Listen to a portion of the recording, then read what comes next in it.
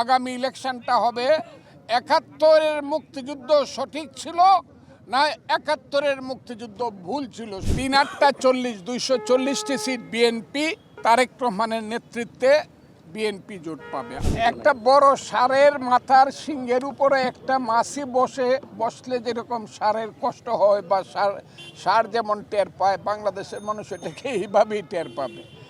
উনি সারা বাংলাদেশের কোনো নেতার কথা শুনলেন না, শুধু বললেন ফখরুল তুমি একজন লোকের নাম ঘোষণা করো, আমি তার কথা শুনতে চাই।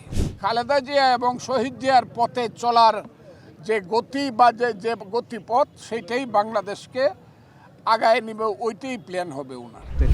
আমি এই মুহূর্তে এটা মূল্যায়ন করতে পারবো না এত শর্ট কথায়, তবে আমি জানি আই হ্যাভ এ প্ল্যান।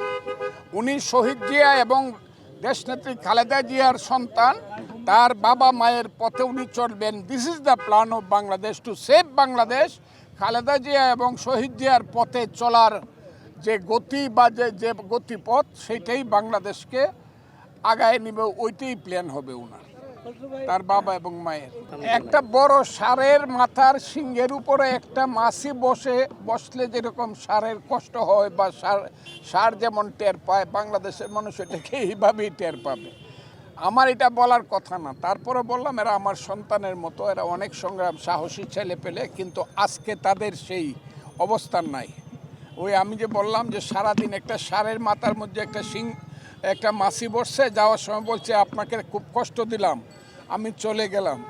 কিন্তু ষাঁড় বলছে তুমি কখন আমার সিংহের মধ্যে বসলা আর কখন চলে গেলা, এটা তো আমি টেরই পেলাম না। এটা শক্তিশালী, তাদের জন্য তারা শক্তিশালী, কিন্তু বাংলাদেশের ভোটের ব্যাপারে এটা আমি আজকে বলে গেলাম, ভোট যদি ফ্রি অ্যান্ড ফেয়ার হয় ৩-৮-৪০ ২৪০টি সিট বিএনপি তারেক রহমানের নেতৃত্বে বিএনপি জোট পাবে। আমি বলে গেলাম কথাটা সুস্পষ্ট, আবারও বলছি আমি ২৪০টি সিট পাবে। কেমন ছিলেন আমার স্মৃতিচারণে একটু বলি, বাংলাদেশ আমাকে মাফ করবেন আপনারাও আমাকে, কিন্তু স্মৃতিচারণটা এরকম। ৮ই ফেব্রুয়ারি ২০১৮ সন উনি জেলে গেলেন। এর আগে ৩রা ফেব্রুয়ারি উনি লা মেরিডিয়ানে উত্তরাতে একটা মিটিং ডাকলেন।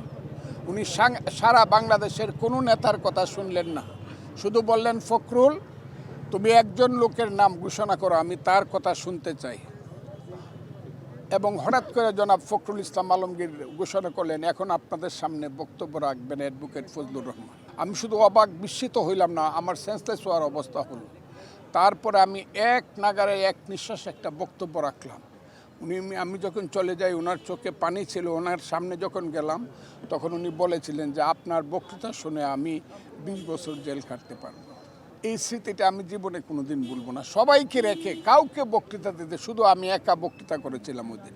বাংলাদেশের আজকে ডিসেম্বর মাসের আজকে 30 তারিখ, এখনো ডিসেম্বর শেষ হয়নি, কাজে এটা বিজয়ের মাস। এই বিজয়ের মাসে দাঁড়িয়ে আমি একজন মুক্তিযোদ্ধা হিসাবে আপনাদেরকে সুস্পষ্টভাবে বলছি, দেশনেত্রী খালেদা জিয়ার মৃত্যু আমাদের জন্য বাংলাদেশের জন্য একটা বিপর্যয়, কিন্তু সমস্ত শক্তি এবং সাহস নিয়ে আমাদের দাঁড়াতে হবে, কারণ তার সন্তান এখন দেশে আছেন জনাব তারেক রহমান, তার নেতৃত্বে আমরা চলব।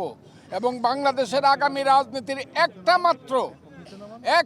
মাত্র সিদ্ধান্ত হবে, it is the principal contradiction of Bangladesh.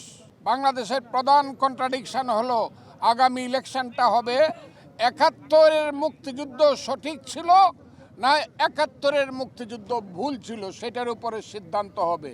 এবং বিএনপি দাঁড়াবে ৭১-এর মুক্তিযুদ্ধের সঠিকতার পক্ষে। সেই যুদ্ধটা হবে, আপনারা লক্ষ্য রাখেন আগামী 1 মাস 12 দিন। আমি চ্যালেঞ্জ করে গেলাম যে এই দেশে মুক্তিযুদ্ধ থাকবে কি থাকবে না, এবং মুক্তিযুদ্ধ যে কারণে একদিন এই দেশের মানুষ করছিল হাজার বছরের সংগ্রামের পরে, সেই মুক্তিযুদ্ধ বেঁচে থাকবে কি থাকবে না তার উপরে সিদ্ধান্ত হবে আগামী 12ই ফেব্রুয়ারি। This is the main contradiction of politics in this country.